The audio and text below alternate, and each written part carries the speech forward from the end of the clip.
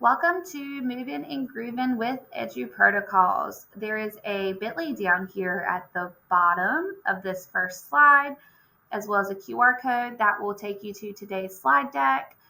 There are some links that you will need access to during this session, and there's also some links to some different resources that you may want to explore after today.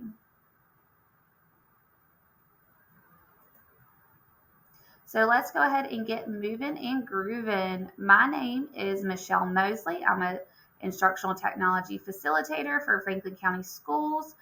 There is my email address. If you have any questions about today's session, please feel free to email me and I will be more than happy to help answer any of your questions. Today's goal is for you to leave with some different lesson ideas that really help promote student collaboration and engagement in the classroom through the use of some different protocols, as well as using any kind of resources that you have already created and are currently using. These are the North Carolina digital learning competencies that this session will help you meet if you go back and use these strategies within your classroom. These are clickable links, anything that is underlined, if you want to learn more about those standards. So today we are going to be focusing on 3 different protocols. We are going to do a graffiti walk, a solving safari, and a medium slide, which is kind of a twist on a thin slide and thick slide, if you have ever heard of those 2 EduProtocols. The first protocol that we are going to do today is a graffiti walk. If this was to be done in person, I would have you break up into groups of 3 to 4. Each group would get a piece of poster paper, and each student would get a marker, preferably a different color marker within that group. That way you can write your name on the back and you are able to easily figure out who contributed what information to the poster. Since this is a digital session, or if you wanted to offer a digital option, Jamboard is a great option for that. So if you click right here where it says click here for digital, it will pop you into a Jamboard. And if you have never used Jamboard before, you have your toolbar over here on the left-hand side. All you have to do is hover over each tool. It will tell you what it is. For this activity, I recommend using either the pen tool or adding in some sticky notes with your information. So once you have your physical materials or your digital materials set up, we are going to move into step 2. And step 2 is going to be our graffiti write. So I'm going to give you a topic, and your topic for today is protocols.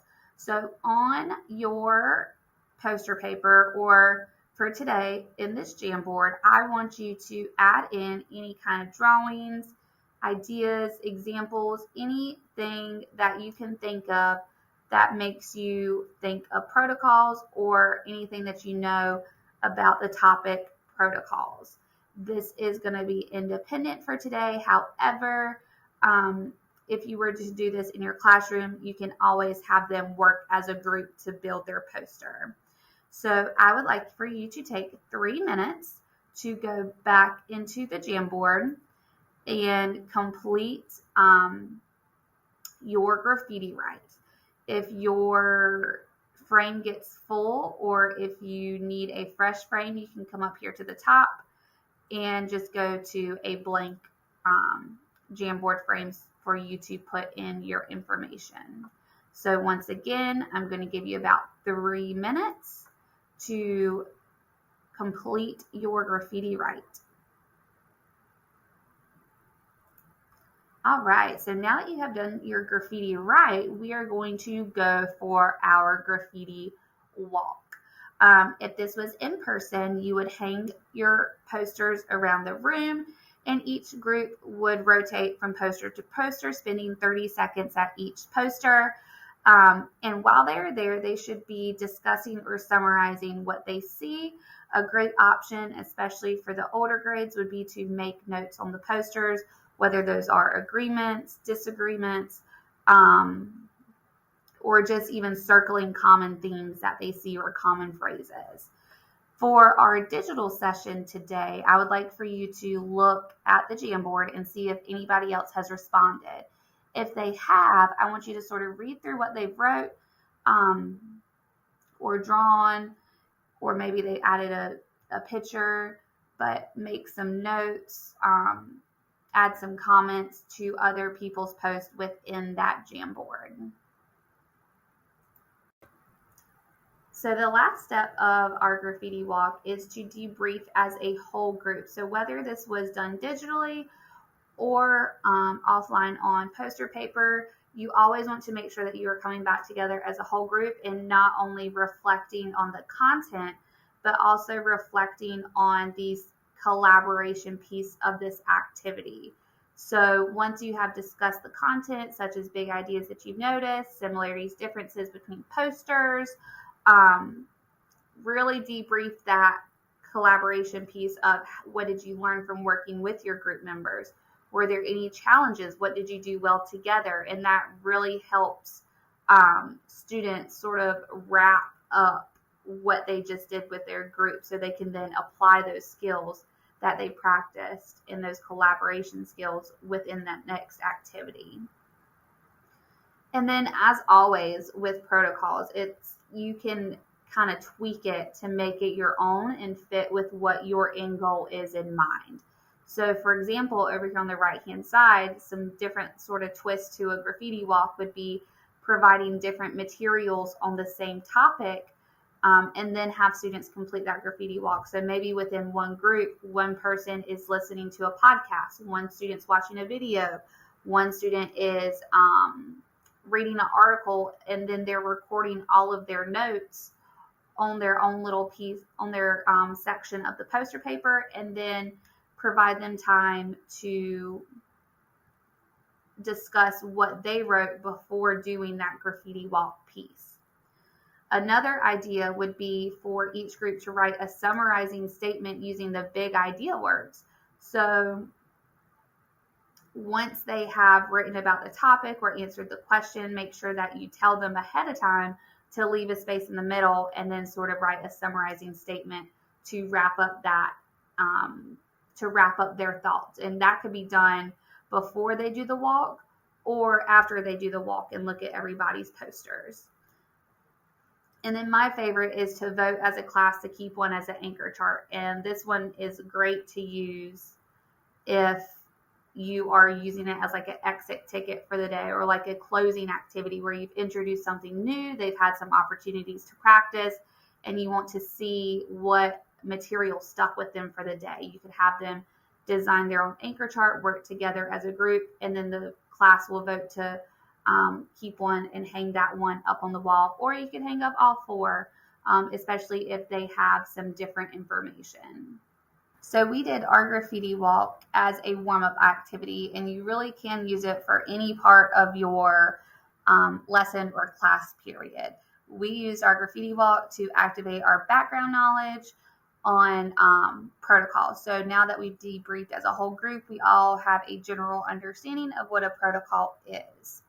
So the next thing we're going to do is work through another protocol while we learn the importance of using protocols within your classroom. So this next protocol that we are going to participate in is called Solving Safari. And this one really is a offline activity, but there is a tech twist or a digital option. So I'm going to walk you through the offline option, and then we'll come back and actually do the digital option. So for offline Solving Safari, you are going to partner up, and each person, so each partner is going to get their own recording sheet. Around the room, there are going to be questions Well, really, there's going to be answers that you will see posted around the room, and on the back of that answer is going to be a different question. So it's called Solving Safari because you have to go and look for the correct answer in order to get to the next question. So step 1, partner up and then read, whether it's a passage, an article, you're reviewing vocabulary, or just giving them some time to review math problems if you're going to have the Solving Safari content be math or problems that they need to solve. So step 2 is going to be actually going on the Safari. So each pair is going to choose a place to begin. Depending on the grade level, you can kind of decide if you want the freedom of them starting wherever or if you want to actually tell them where to start. So at the start of the timer, this does need to be timed. That way it doesn't get dragged out for too long. So at the start of the timer, we're going to flip up the paper to get to the question. So with their partner, they're going to solve the question and record their answer on their recording sheet. These answers really should not be huge, long, short answer responses or written responses. It's okay if they are written as long as it's a very specific answer or it's easy to kind of compare your answer with the answers that are posted around the room. So once the pair has gotten their answer, then you're going to go look around the room, go on that Safari and find your answer to get to the next question. So you find your answer around the room, flip up that paper, and then you get your next question. At the end of the timer, you'll come back together, check answers, debrief as a whole class. Very similar to the debrief as for the graffiti walk, where you kind of debrief about how you worked with your partner. Were there any questions that you struggled answering? And then kind of go from there and let that debrief flow into a closure or wrap up the activity. A couple ways to make it your own. If you do have early finishers, have them switch partners, compare answers. You could always have students build their own Safari, especially for math, solving equations, and then you could also have them build their own Safari for vocabulary. If you teach lower elementary, make sure you set time limits and move them as a group more like that task card scoop. So say, okay, you have 20 seconds to get your answer for this problem. At that end of 20 seconds, then everybody needs to go and find their answer. That way it kind of keeps them on the right track so it's not so chaotic.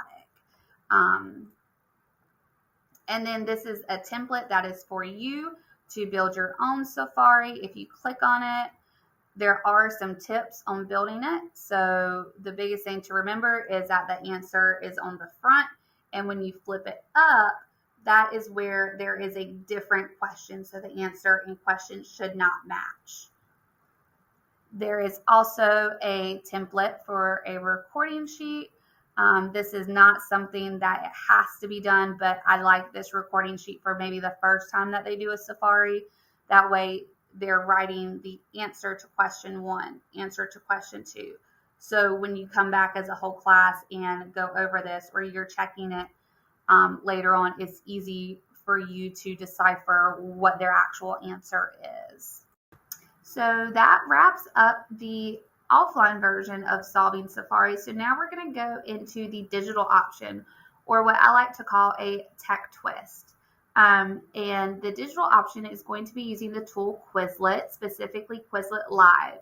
So Quizlet does have a paid subscription, but you can still build study sets as well as use the quizzing features like Quizlet Live for free.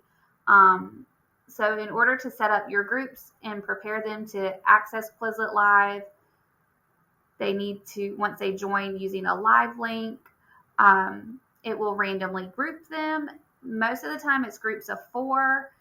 Each student does need a device, and then once they're put into their teams, they will be spread out across the room. Up here at the top of the slide, you see some different links. We're going to come back to these top 2 in a second. But if we were to be in person, we would be accessing it or our Quizlet Live using this link right here.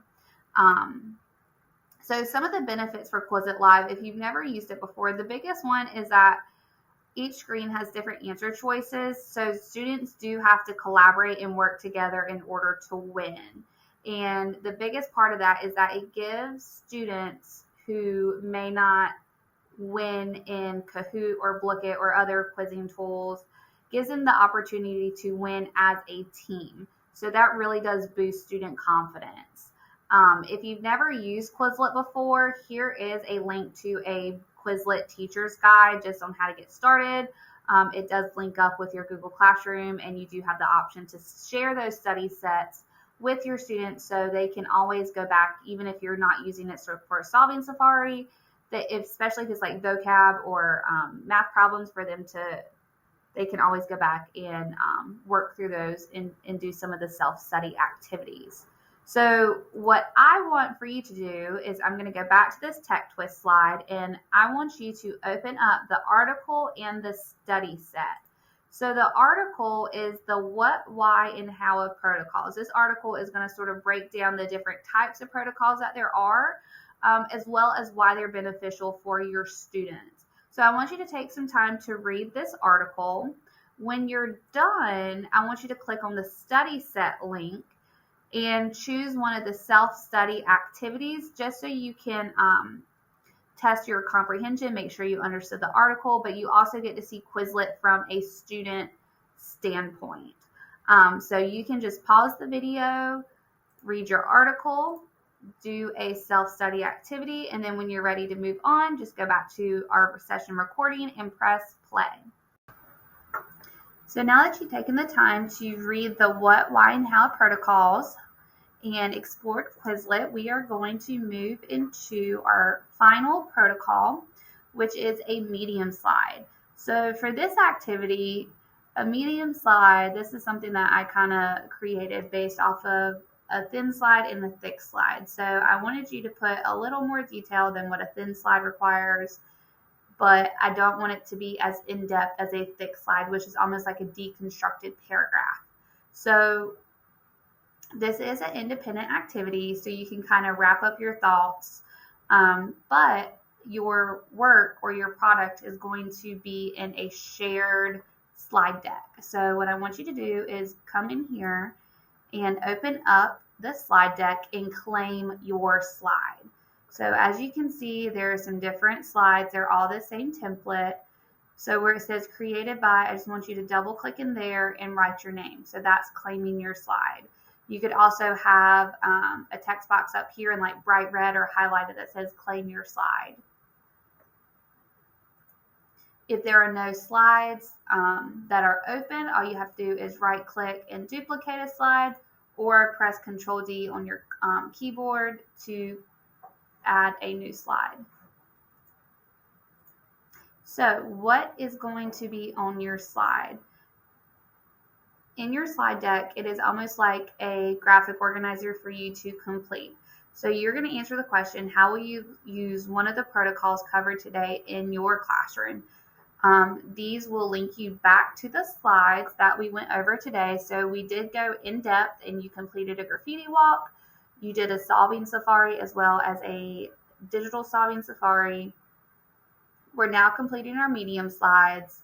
You could also choose to do a thin slide or a thick slide, and that information is actually right here on the next slide.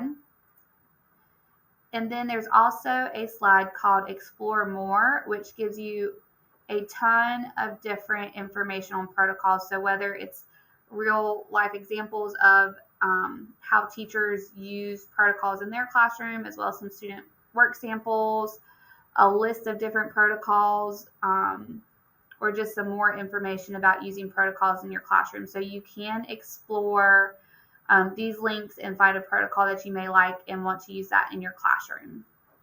You will have 10 minutes to complete your slide. At the end of 10 minutes, I am going to revoke the editing rights, and we will come together and quickly share out. So going back to this slide deck where you've already claimed your slide, I'm going to kind of walk you through exactly what I expect.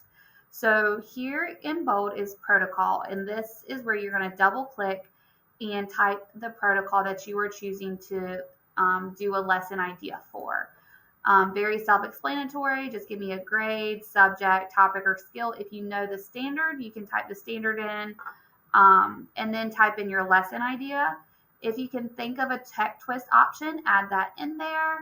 And then just so we know who created this slide or this lesson idea, just add a fun pic of yourself. It could be a Bitmoji, it could be a little GIF that you that describes you, or it could be just a regular picture that you have. You have the freedom of changing font, color, text size, all of that, but just make sure you get your information in first before you go in and start changing and making it pretty. So once again, you have 10 minutes to complete your slide. These will link you and send you to the different protocols that we talked about today, or once again, that explore more if you want to go out and find a new protocol that you may want to use in your classroom. So just go ahead and pause this video and take about 10 minutes to complete your slide. And then when you are done, go ahead and come back to this recording and press play. All right, so now that your slide is done, the next step is to share out. So at the end of that 10 minutes, editing rights are removed. And then in the classroom, you will have your slide deck up on whatever display you have. So projector, interactive display, anything like that. Each presenter is going to get 20 seconds to share their information. So it's almost like a gist. Depending on the topic, you may want to provide a guiding question to help presenters get their cross to point. So for this activity, the guiding question would be, how will this protocol help students meet their learning goals? So you would give a little 20-second, almost like an elevator speech for your slide, and then it goes pretty quick where next slide, next slide, next slide, everybody gets a chance to share. And it is super quick. Everybody gets the chance to share out, so you can quickly see who understands the information. Over here on the right hand side is that information about thin slides versus thick slides. Thin slides is great for vocabulary, a new topic. Activating background knowledge is just one word, phrase, or image. 4 seconds to share. Thick slides is going to be, like I said earlier, that deconstructed paragraph. You have a title and a subtitle, some quotes that describe the topic, interesting facts, some pictures with captions, and then making some comparisons. And each of these links will take you to Wakelets for thin slides and a Wakelet for thick slides. And that actually has real student samples of student presentations and how they used it for learning, or how other teachers used these protocols for learning. So that wraps up all of the protocols that we are going to cover today. Just some tips for the classroom. If you've never used protocols in your classroom before, these are pulled from the articles and sort of just from experience in different places about when I learned about protocols. So definitely set expectations. That's a big one. When you are introducing a protocol for the first time, you need to make sure you model exactly how students should be completing the protocol. Provide time limits. These should not be things that are dragged out for a long period of time. They are short, very straight to the point. Setting those time limits really keeps students on task. Making sure, another tip that kind of goes back to setting expectations and providing time limits, is giving students a heads up if they're going to have to share out and how long they're going to have to share. So if you're doing a graffiti walk, or maybe the medium slide or thick slide, telling students you're going to have to speak on your work for 20 seconds really helps them kind of mentally prepare what they're going to say, so they're not sitting there for 5 seconds, 10 seconds, just kind of lost or speechless. Be strategic with your grouping. So make sure you have a mix of different ability levels, especially if they're doing solving safari, making sure they're not always working with the same group of students so they learn how to work or collaborate with a variety of students. And then always making sure you debrief as a whole class, not just on the content, but on those collaboration skills and communication skills, how they worked as a group, how they worked as a partner. If there were challenges, have that conversation as a whole group about how to overcome those challenges. And then also repeat protocols. So if you do a graffiti walk one time as like your main lesson activity, maybe try it for a warm up next time or as a closure activity. The more you do these protocols, the more of a routine they become. So that way students can focus on the learning and have those strong conversations and work together with each other to meet those learning goals. And then the most important part is using what you already have. So all of these protocols, you can easily pull your resources and pull material that may be provided to you by the district or material that you've already curated over the past couple years. Take that and see how it can fit into these protocols to make your lessons really engaging and giving students the opportunity to collaborate. Once again, these are all of the resources. This was linked in that Medium slide. So if you did not go to that or come to this, definitely take some time, look through it. There's all sorts of examples, student work samples. This is a really great place to start if you're looking for more protocols or if you've never used protocols before. And that leads us to the end of our Movin and Groovin with EduProtocols session. Thank you so much for watching. Once again, my name is Michelle Moseley. Here's my email address. If you have any questions about today's session, please do not hesitate to send me an email. I'll be more than happy to help you. Thank you so much for watching.